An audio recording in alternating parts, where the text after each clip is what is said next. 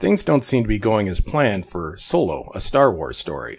Domestically, the movie only managed to pull in $103 million over the 4-day weekend and only $83 million over the regular 3-day weekend. Internationally, it managed $69 million, bringing its total to $172 million. For a movie that reportedly cost as much as $400 million to make after reshoots, this is pretty sad. Like some other franchises I could mention, Star Wars has been doing a pretty good job at pissing off large portions of its fan base. Again, let's look at the context here. Kathleen Kennedy and Rian Johnson don't think Star Wars needs its white male fans.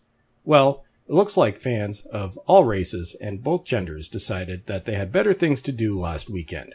You can make as many arguments as you want, but it's clear that The Last Jedi was not exactly loved by over half of the movie-going public, and even though it made $1.3 billion, this was below expectations, especially when you compare it to The Force Awakens. Why were fans unhappy? I should also note that there are spoilers here, but I'm assuming most people reading this have already seen the movie. Some were unhappy because pretty much every plot thread set up by J.J. Abrams in The Force Awakens was simply thrown out. Who is Snoke? Who cares? He was killed off like a little bitch. Who were Rey's parents? Nobody. Apparently. And so on. The only way this could really be excused is the fact that this is the second part of a trilogy. But as I said in my last video, I'm not very optimistic that this will be done properly. Fans were not happy with what they saw as the character assassination of Luke Skywalker. Many were not happy with the fact that most male characters seemed to come off as evil or buffoons or both, while female characters were glorified. There also isn't much explanation needed as to why Vice Admiral Holdo was included, and Rose Tico was useless. Now, if you have a different opinion on this film, that's perfectly fine. Contrary to what some might think, I do respect other people's opinions, even if I don't agree with them, as long as you aren't a jerk. If I were a Disney executive that's actually interested in making money and not merely focusing on ideology and identity politics and agenda pushing, I'd be taking a pretty hard look at certain characters functioning behind the scenes at Lucasfilm. The antics of Rian Johnson and Kathleen Kennedy have been covered to death by other YouTubers. Just do a search. We don't want this video to be 3 hours long. I highly suggest Geeks and Gamers, WorldClassBullshitters, and Ethan Van Sciber's channel, ComicArtistPro Secrets. Links to be found in the description. There was also the argument that this is not a movie that anyone wanted. Perhaps. But I don't think this argument is substantial enough to tank a movie on its own. There was also the fact that Alden Ehrenreich reportedly was unable to act, and his appearances in the trailer seem to confirm this for most of us. But we've seen many Hollywood movies with less than stellar actors in lead roles that have done well. The franchise fatigue thing is BS. Marvel Studios pretty much proves this. They brought out 5 blockbuster movies in less than a year, with the most recent one being one of the biggest films in history. So, what was it that caused Solo, a Star Wars story, to bomb so massively? The answer is simple.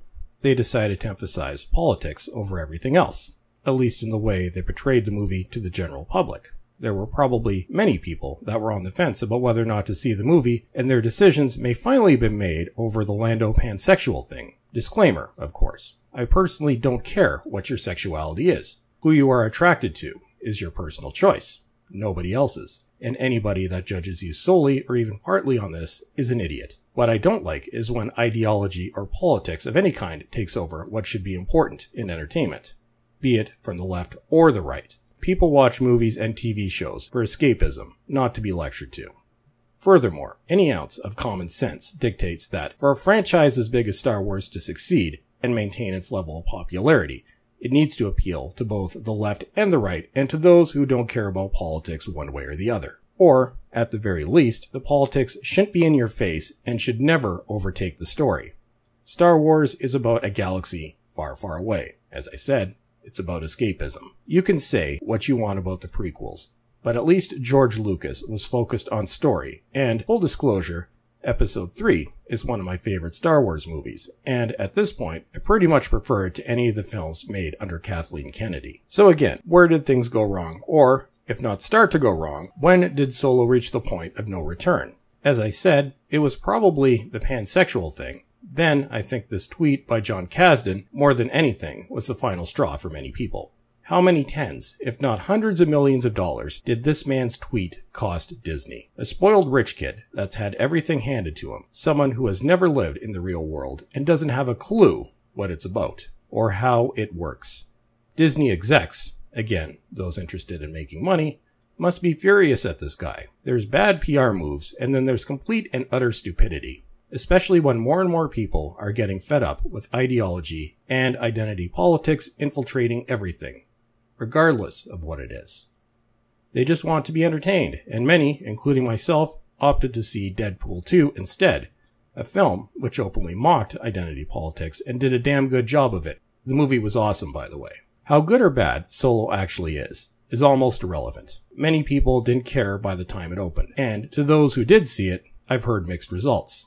There were some people that liked it. I don't think I've heard anybody say it was great, just good. There are also many that ended up absolutely hating it. The response is mediocre to say the least.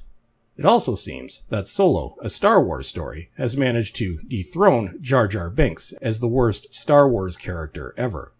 Congratulations, L337. Great work, guys. Now, the question is, how are they going to spin this disaster? Well, the franchise fatigue thing has been thrown around, but I've already shown how that argument is BS. Oh, wait. What's this I see? It looks like Scott Mendelson has a theory. Go grab a stress ball. I have a feeling this is going to be the official line. Reported in Forbes, as Solo, a Star Wars story, flops, are movies about white men box office poison. Mendelson states, quote, "It is ironic that the first failure of the new Star Wars era is the one with a white guy in the starring role. Moreover, Solo, a Star Wars story, tanked harder overseas than in North America. We are comedically past the point where anyone should still believe the conventional wisdom about minority-led movies or female-led movies struggling overseas. While I'm not going to argue that overseas audiences are drawn to big movies starring women and minorities more than standard white guy, he's the special hero's journey, they sure don't seem to find them repelling either." He then goes on to mention a bunch of movies starring white men that failed and some that didn't, and a bunch of movies that starred women and non-whites that failed and some that didn't. Really, the article ultimately says nothing. If I were grading this article, I'd give it a C-. Great work, Mendelson. You suck. A link to his brilliance can be found in the description. Time will tell if this becomes the official narrative. Again, I say to Disney execs that are interested in making money, how well do you think this is going to go over with Star Wars fandom? Stop making excuses and admit that you made missteps with Star Wars and gave certain people control that you shouldn't have, and then fix it. Numbers don't lie, and the numbers that were seen this past weekend, when taking into account that this was a Star Wars movie and also taking into account how much money was spent on it, are pathetic. Plain and simple. This doesn't have much to do with the quality of the movie itself, be it good or bad. A large number already made the decision not to see it. I wish you luck with Episode 9. And that's all for today. So as always, everyone, thank you for watching, and have a good day.